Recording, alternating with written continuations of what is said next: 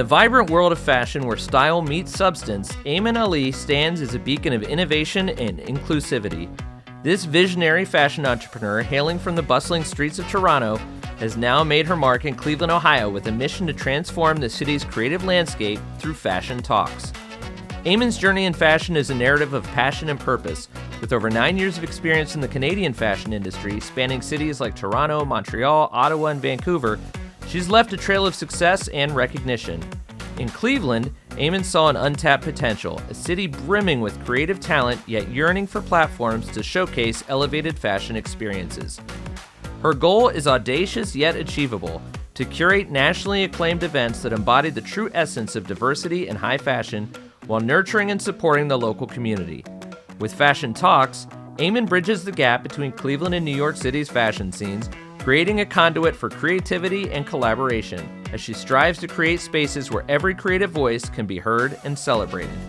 On this episode of Small Business Big Conversations, Aimon Ali of Fashion Talks.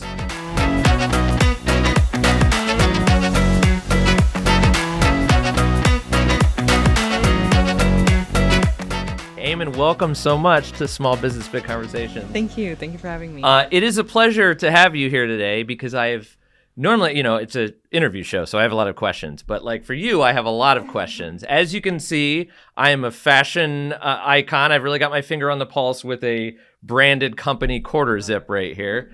No, I don't know hardly anything about the fashion industry. And I know that you have not only knowledge in that, but knowledge in many things and such a broad and diverse background. But let's start with Fashion Talks.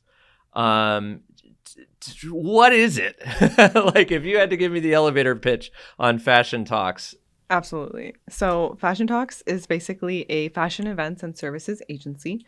So we do more traditional things like social media and marketing, photo shoots, campaigns, but we also do event production, and our events are all around fashion, business, with a lot of inclusivity and diversity. Mm-hmm. And now we also have the Fashion Talks Foundation, which is a nonprofit that helps elevate minority women and businesses.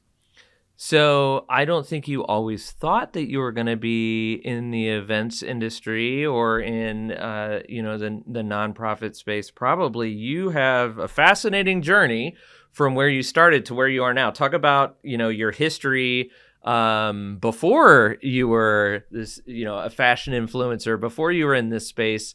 Where did you get your start? Because I know it's very different.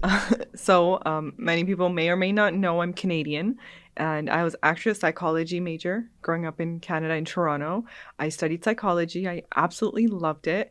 I kind of wanted to go into fashion psych, but Canada doesn't really have the scope for that. And I was like, I'm never going to move to America or England. So developmental psych it is, and that's what I did. I studied to work with children with developmental disabilities, and on the side, while I was in university, I started volunteering for the fashion association there, and I used to reach out to designers and be like, hey, do you need a volunteer? And they'd be like, yeah, and I just started networking in the actual industry, and it really snowballed, and I ended up helping on like designer relation teams, model relation teams. I ended up producing shows in Toronto, in Montreal, in Vancouver. And again, I was like, studying psych, very happy, doing my internship in psych and doing all of this fashion on the side. And they both grew. Mm-hmm.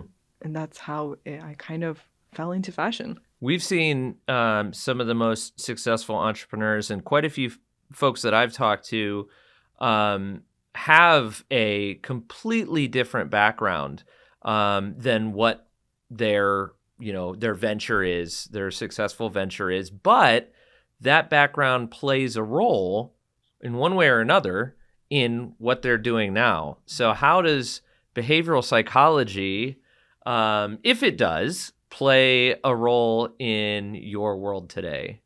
Honestly, a lot of people, when they hear that I did psych, they're like, that's so different. And I'm like, trust me, it's not. Because you're still dealing with humans. And if there's anything you're dealing with in the fashion industry, it's people, their egos, how they see themselves, how they see others. And I think psychology has actually played a great role in helping me really understand like my team, the people I work with, just our clients, our customers, and overall like large crowds, right? Because that's a lot of what I do. I'm very one-on-one with people. Mm-hmm. And if I didn't study psych, I might have not, I guess, been as, intuitive about people's feelings and understanding where they're coming from or empathetic. But having that background, it's kind of like, oh, I see it, you know? So you mentioned a couple minutes ago that especially with the foundation, you want to put a big emphasis on inclusivity and diversity and elevating and providing opportunities for people from cultural backgrounds that might have never been introduced to this industry. Obviously, you come from a cultural background that is different than mine, and different than a lot of folks in North America. Is that where that comes from? Do you see, like, you kind of want to bring up your community, or is there more to it than that? Honestly, I never felt that I stood out in Canada, Mm-hmm. because if you've ever been to Toronto, it's very diverse. I know New York is diverse and Chicago is diverse. Toronto is even more diverse than that, if you can imagine. So I was never like the representation for Okay. people that look like me. Yeah. Like I wasn't the one that people were asking questions. So I didn't really feel much. And then when I moved to Cleveland, I was that person. Mm-hmm. I was kind of the only person in every room, and people asked me all the questions. And now all of a sudden, I was kind of the representative that was getting picked for also my diversity. And I realized that if I didn't already have the confidence and all the experience from Canada, it would have been very hard for me here. Yeah. And I might not have been as confident to find the opportunities. And even with all of that in my background, it was still very hard for me in the beginning. And it's still sometimes intimidating to know that, okay, like I have to go into this room and I'm the one who owns the business, and you know what I mean? It's a lot. And like mentally, physically, like just in every sense, it takes a lot. And to realize that there are business owners that have to go through that from the start. Yeah. Where I didn't. And I'm so grateful for that, but like I would love to help them. Yeah. So it's really, yes, it's my community, but it's also just overall, like just that sense of, coming from somewhere that had the resources and had that foundational education to somewhere where there is talent, but they just need that push. Yeah. I feel like that's a situation where, when you're looked at that way, you can either shy away from it or be a champion for it. But being the champion for it is obviously the much more difficult path. Does your background in knowing people and understanding people, does that all kind of fit together? Or are those all beneficial pieces of the arsenal that kind of come together and work together to move you forward? Yeah, absolutely. I think a lot of people don't realize in business how much our upbringing or like community values make an appearance. It's interesting because with a more diverse background and studying psych, I understand that different people act different ways, especially when it comes to our business. Like there's different communication styles, right?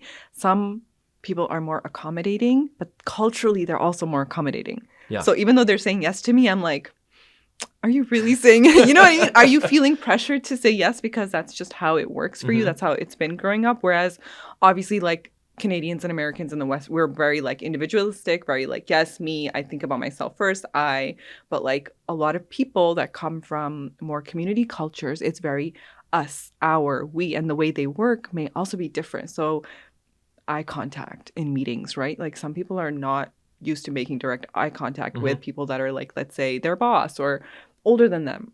But some people are like, oh, that's disrespectful. They weren't looking me in the eyes. So even small things like that, sometimes it's just really understanding their background to be like, oh, like maybe that's just cultural for them. I know I'm kind of bouncing around a little bit with these questions, but I'm just so fascinated by just everything about your journey and your literal journey. What are some differences in that you've noticed in Cleveland, both in your professional experience and just generally maybe that are different than the Torontos or the New Yorks of the world? Well, I mean, okay, first of all, it would be unfair to compare because it is not the same size in terms of city and resources, but I have found that we have a lot of talent. It just takes a bit more to find it. Toronto, New York, I feel like because they're bigger industries, they're like, for example, the fashion industry is a bit more developed.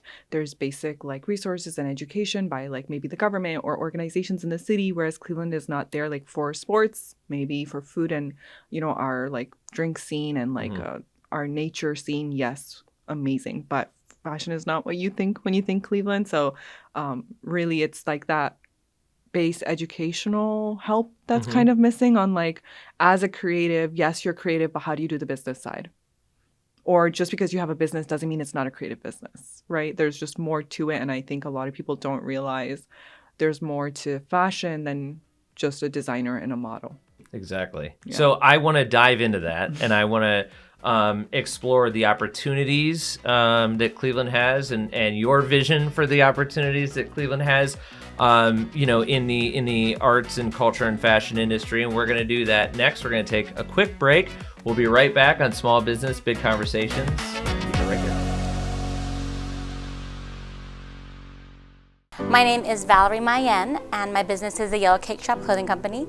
We have been operational since 2009, and I really didn't see some real actual growth until I started working with Jumpstart. When I learned how to actually keep track of my expenses and set actual goals, I was able to discover so much more that I was capable of that I didn't realize. Jumpstart provides capital, services, and connections to help entrepreneurs grow. Get started today at jumpstartinc.org. All right, we are back on Small Business Big Conversations with Aimon, and I really want to dive into what we just mentioned before the break, which is the opportunity that Cleveland and cities like Cleveland have for developing something. I mean, it's not an industry. Fashion is not an industry necessarily here that has grounded roots, right? That you can shape it how you want to shape it, especially as an influencer in the region. So many might not associate Cleveland with being a thriving fashion scene. So how do you envision changing that perspective, especially, focusing on the local community and not just high-end designers? Yeah, we have a lot of talent here. And when I first did our first runway and I started it was just Instagram and Google. I was looking up designers in Cleveland. I was surprised by what I found. And then when I think we had an interview with one of the news stations and they were like, where did you find these people? And I was like, exactly what I'm saying. They're all here. They're kind of hidden.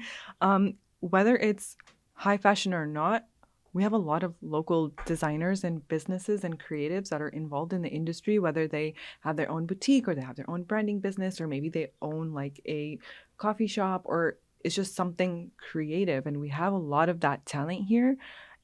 I just am aiming to get more people, our community, to know about it. Because I feel like when people find out about our events or come to our event, then they're like, oh, I had no idea this was here, but I love it. I'm going to go support that business, or I want to be involved, or I want to do this, or my whole life I've wanted to have X or do X. And now I think there might be a chance, or I'd love to intern or work with somebody. I feel like it's just to really get people to know that there are these opportunities, there are these people that they can support, because a lot of the creatives I've heard, when I first moved here, I heard that a lot of people that get really good, they leave Cleveland, right? But there are a lot of people who are still here, who like Cleveland, who want to live here, who are going to live here.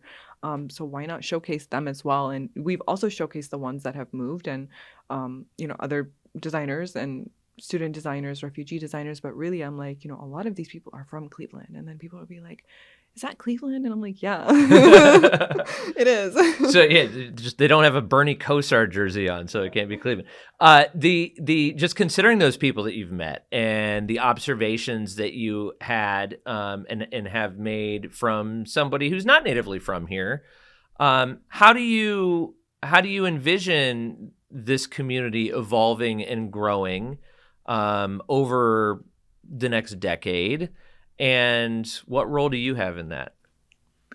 Well, I'm going to dream big, and I'm going to say I hope that we could have some sort of resources, maybe funding, maybe some sort of establishment in place that would make it easier for people, where it's not like, well, how do I find the right people. Like, Mhm. yes, if you're on social media, you can like find me and then be like, okay, where is she going? Like, I've had people tell me that. But like, like if you wanted to start a business, there's resources for that. Yeah. Right. But now if I want my business to be creative or in the fashion industry, like, how can I find that? And maybe have our own little thriving fashion scene. And I'd love to be part of it and helping it, grow and think outside the box. I always feel like there's lots of ideas and there's lots of spaces in Cleveland even to use. We just have to think outside the box a little. So you mentioned some of the key words there: thinking outside the box, dreaming big. These are all things that successful entrepreneurs do. So what drives and motivates you as an entrepreneur? A lot of things. Okay. But I think mostly because I had my taste of like a 9 to 5 that I really liked and then a 9 to 5 that I didn't like, and the Okay. difference and understanding what my ideal like schedule or lifestyle would look like. And I was always that person or that friend in the group that knew exactly what I wanted. Like, I know exactly what I want and I know exactly what I don't want. And when I'm working somewhere and I don't enjoy it, I will leave. I don't want to Mhm. waste time. So in my business, I think it motivates me to know that I'm doing something that I truly love. There's no way I'm going back to a 9 to 5. But also, like, when I see people like tell me like, oh, like you really helped me, or I'm starting my business, or I met someone at your event and now they're working with me, like, oh, like I'm actually making a difference. Or when I have people that know my brand but don't know me, I'm like, that's amazing. Like, that's really cool, for me, because I'm like, yes, I want you to know the brand. Like, I know I'm an influencer and people start through me, but for it to be its own thing and help people and it just sounds amazing. Because like recently, the best example, I have a designer. She does amazing, like she takes quilted pieces. Her brand is called Back to You Designs. Okay. She redoes them. So let's say you had like a quilt that you love, she'd make it into a coat for you. Okay. And they're beautiful. And she messaged me. She's like, I'm getting all these orders. I really want to do all this. But she's like, I need help. I need interns. And I'm like, well, actually, I'm going to be speaking at Kent. Like, I'll tell them. And then she gave back to me and she's like, I already have 3 girls that I'm about to talk to. And I'm like, amazing. I hope you can hire them or intern with you to help you produce those sales, because that's all, again, in Cleveland. The students are going to get a chance. She's going to get, her customers are going to be happy. She's going to make more money. Like, it's just that I was like, see, yes, it's fashion, but it's business.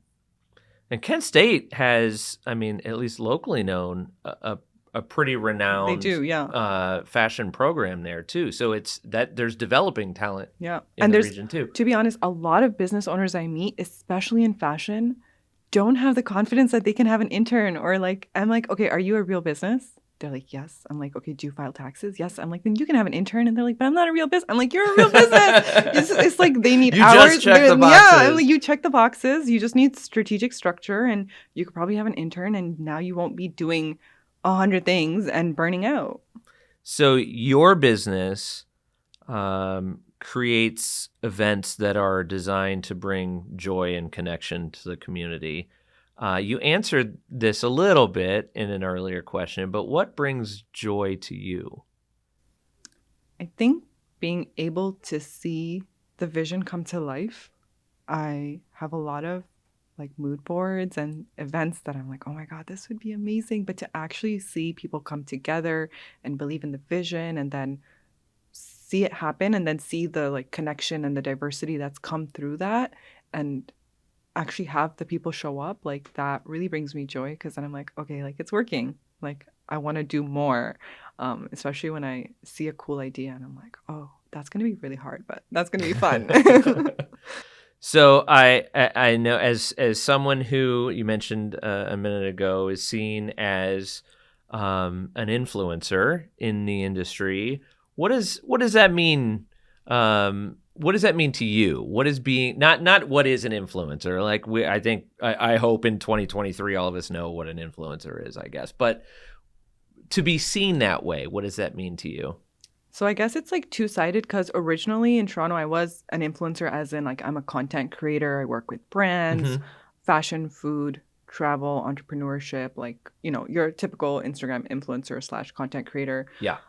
But now there's this other style of influencer that I'm also like meeting, and I feel like I'm slowly becoming, is like people in the community who actually have influence rather than just social media following. Yes, I know I have a small following, but to actually know that if you as a business owner needed help, I could make that email introduction for you, get you on that phone call, or recommend someone to you, and it would make a difference in your business. Yeah. That's like having real influence. Like if you shut down my Instagram, I would say I would still have influence. So that for me is like what it means more to be actionable than it being Yes. a title. Yeah, a pop culture title. I love my photos and my reels, and I'm sure you want to eat at the restaurants that I'm recommending. But like if I can actually help somebody other than just help myself, I think that's real influence, right? Because that shows you that you're making a difference. That's fantastic. And you're not just behind a screen. I love that answer. Thank you. I'm glad that I asked I've never it. had that question before. Yeah, all right.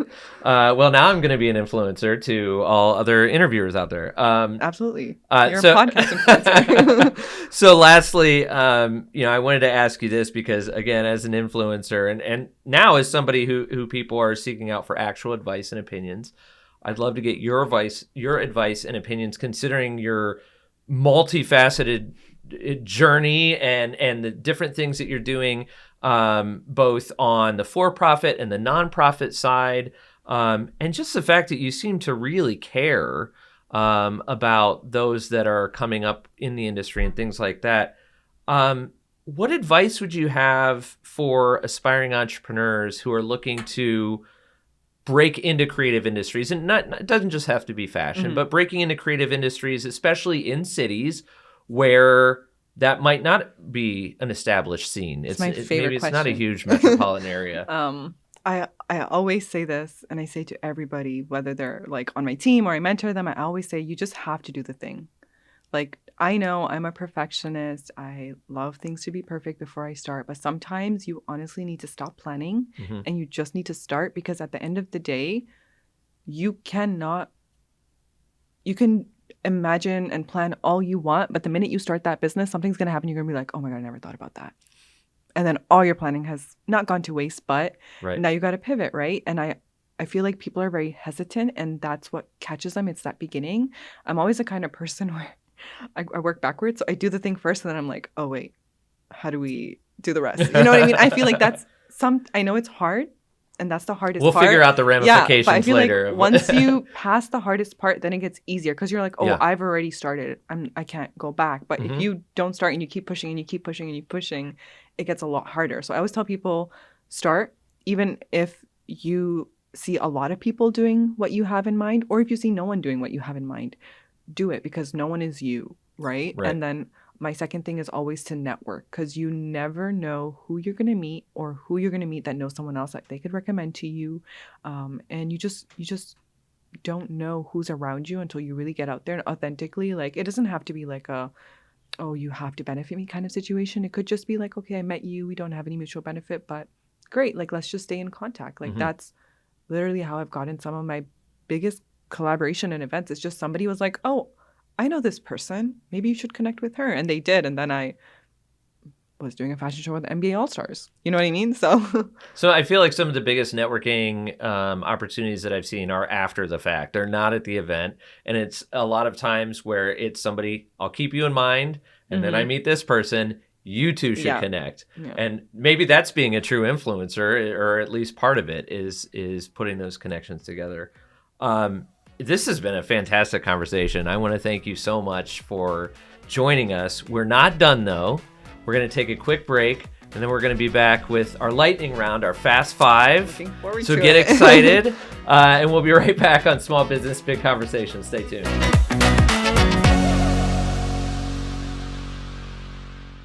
My name is Chanel Walker. I am the CEO of Professional Inspiration, and we empower educators so that they can thrive in their profession and not burn out. Jumpstart has helped me go from just a teacher who had a dream to be an entrepreneur and help educators to a businesswoman, which has just been so impactful. Jumpstart provides capital, services, and connections to help entrepreneurs grow.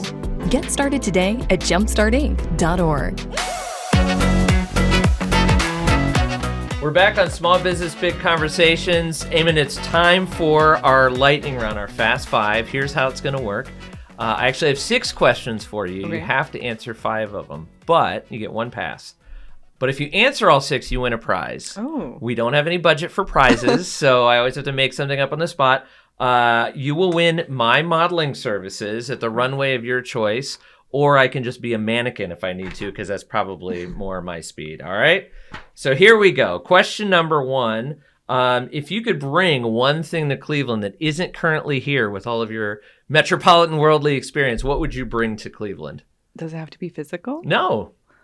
Ooh, okay. There's a type of venue that is amazing for runways, and I haven't found it here. I would love to just have that style of venue here for runway or events. I just think it would be so cool. It's very like chic, big screen, white, like not a lot of pillars. I feel like a lot of Cleveland is very like red brick, wood, you know? Mm-hmm. Just because I'm looking for a venue right now. So that's what I have in mind. I think you need to build a venue. Anyone have a place? How do you unplug? Oh, okay. So every month I take 1 week off and I watch all the Korean dramas that are on my list because I also happen to be fluent in Korean. And Okay. my team knows that Aimon will not reply. And that is literally how I unplug. 감사합니다. Okay. That means thank you for Yes. anybody that is not fluent in Korean. I'm not fluent in Korean. I just know that word. Okay, so let's talk about that because this is really weird. This leads into my next question. What are you binge streaming right now? Nothing. I just finished. So I have some dramas on my list and some movies, but nothing right away. There's a few books that I have to finish too. So probably that. What do you think will be the next big fashion trend, mainstream fashion trend? Maybe more modest fashion. I feel like we're getting more into this like gender neutral, modest, chic, kind of this, they call it like the old money style. Mm-hmm. A lot of that I think is coming in, like maybe like bigger pants, more loose fitting, a bit more on the neutral side. But I think it could be a good trend. I'm the father of 3 daughters. I will welcome a modest trend. Especially my 12-year-old doesn't watch the show, but she can dress more modest. Let's just say that. Okay. TikTok or Instagram, who is your favorite influencer? Oh, okay. I have a few. One, our Instagram handle is Tara Milk Tea, I think. Okay. She's this Australian fashion and travel influencer, and her photos are just out of this. Like, if I had the entire budget of the world, like, that would be my Instagram. Like, they're just stunning. And then there's another one. I don't remember her name, but her style is just amazing. It's like super colorful and like patterns. And I look at it and I'm like, how did you put that together? Like, how do I do that? So Deconstructing, thinking yeah, backwards. I'm like, if I did that, would it work? Hey, you're going to win the prize. So I will practice my walk. Okay, get ready. What is your dream runway theme that you haven't been able to do yet? Oh, I would love something that's like very just unique. I have a few ideas.